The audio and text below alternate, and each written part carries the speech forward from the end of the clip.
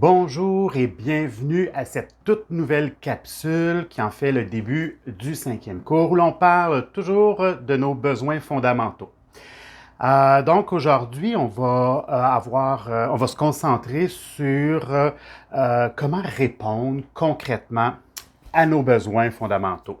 Mais tout d'abord, on va faire un petit retour sur l'exercice qui était proposé lors de la dernière capsule. Donc, l'exercice, c'était de mettre le doigt sur nos besoins spécifiques. Parce que au tout début de la section sur les besoins, on a vu la théorie de la motivation de Maslow avec les 5 besoins fondamentaux. Et là, dans les dernières capsules, on s'est intéressé à, OK, spécifiquement chez moi, de quoi ça a l'air, ça, mes besoins, de façon spécifique. Donc, ce n'est plus des besoins réfléchis, on n'est plus dans la réflexion sur la motivation, sur la théorisation de l'humain, mais bien, on porte le regard à l'intérieur de nous et on s'interroge, OK, moi, quels sont mes besoins? Comment ça se représente? Comment ça se vit dans ma vie tous les jours? Donc, il t'était demandé de noter tes propres besoins, la façon qu'ils apparaissent dans ta vie, la façon que tu les nommes, et de les classer dans la pyramide de Maslow pour soulever celui qui serait le plus en carence. Bon, qu'est-ce qui peut être difficile dans cet exercice-là? Parce que à chaque fois, moi, que je parle, évidemment, ça a l'air toujours simple. Quand je donne mes exemples, ça a l'air simple. Mais je le sais que quand tu te retrouves toi-même à faire ce cheminement-là, ouf! Une des choses que j'entends souvent, c'est, mon Dieu, quand moi, j'essaie de toucher à mes besoins, ben j'en trouve pas, ou j'en trouve très peu. Et ça, si ça t'arrive, ne t'en fais pas. C'était comme pour les valeurs, c'est un travail de longue haleine. C'est-à-dire que c'est pas quelque chose qu'on nous a montré à faire quand on était jeune. Donc, c'est plutôt l'inverse.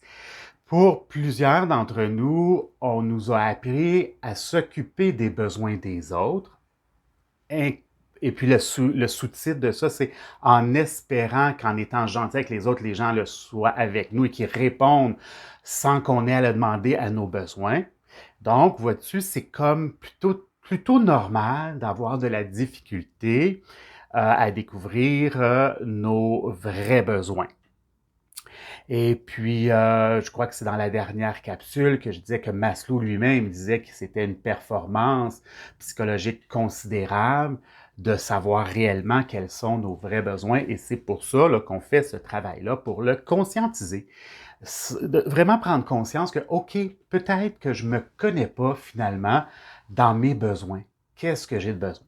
Bon, et pour t'aider à ce niveau-là, parce que oui, j'ai souvent aussi, moi, des participants qui me disent « Ah, mais mon Dieu, Marc, ce que tu enseignes, c'est vraiment me, myself and I » ou hein, « je me, moi ».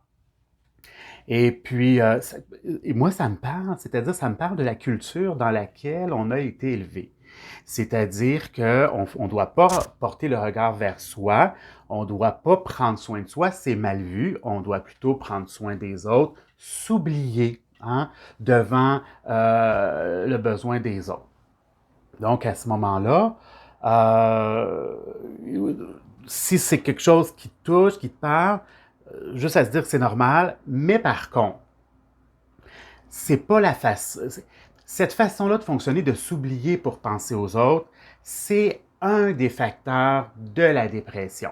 C'est-à-dire que si je ne pense qu'aux autres et je ne pense jamais à moi dans l'espoir que les gens prennent soin de moi éventuellement, comme je le fais pour les autres, ben à quelque part, ça l'amène à vivre de la tristesse, ça l'amène à vivre un manque, une carence au niveau de nos besoins fondamentaux. Et à ce moment-là, la tristesse, l'anxiété sera une réponse normale.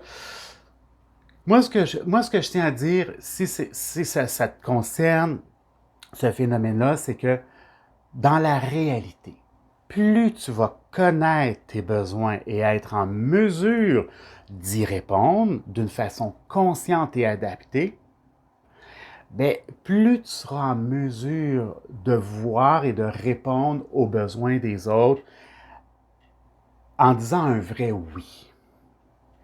Je ne sais pas si tu me suis. C'est-à-dire que si je prends soin, je les vois, moi, mes besoins, et j'en prends soin, bien, ça va me donner de l'énergie. Je vais me sentir complet, je vais me sentir accompli. Et à ce moment-là, quand je vais voir le besoin d'une personne, une personne qui va me demander certaines choses, bien, je vais être en mesure plus facilement de répondre à son besoin d'une façon aussi adéquate parce que moi, je suis capable de le faire pour moi. Donc, moi, c'est ça que j'appelle devenir psychologiquement adulte.